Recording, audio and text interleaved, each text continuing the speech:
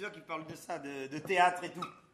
Parce que souvent, à la fin des représentations, quand on retrouve les spectateurs dans le hall ou ailleurs, après ils nous disent souvent oh, mais comment faites-vous pour retenir tous ces textes, pour mémoriser tout ça? Ça en fait des textes, hein, il faut vous souvenir de tout, c'est pas évident. On nous dit aussi comment faites-vous pour parler aussi clairement? Votre langue ne fourche pas, on comprend tout ce que vous dites, ça ne doit pas être évident et tout.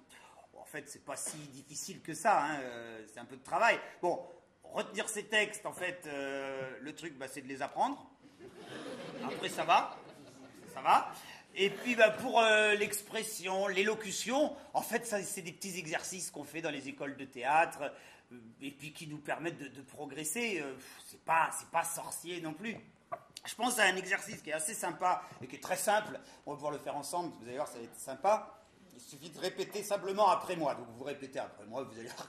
C'est tout simple le théâtre. Hein. Vous vous dites simplement un papy.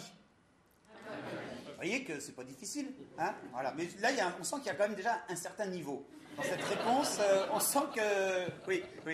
Bon, je crois que du coup, on peut continuer. Un papy patenté. Ah, là, on a une bonne salle. Très à l'aise avec l'élocution. Un papy patenté, pâteau et ventripotent.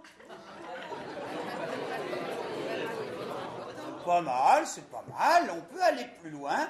Un papy patenté, pâteau et ventripotent, appelé Pépito.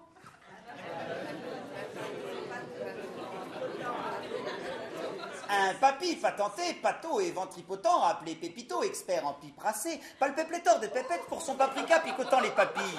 Prospérant pépère dans son petit patelin tout près de Perpignan, Pépito, le papy patenté, papillonnait, happé par le popotin potelé de Pépitas à Pépé, préparant pour popote papaye en papillote. Pépita, pulpeuse pin-up, post-péripatéticienne, palpitait, pantelante sous les papouilles et les papates à Pépito, qui n'était pas impotent pour peu qu'il palpât Pépita. Pourtant, potin puritain du populo perplexe et propos lapidaires des pipelettes putassières perturbèrent nos perdreaux pétrifiés par tant de pétards et trop plein d'antipathiques épithètes perpétrées en propagande.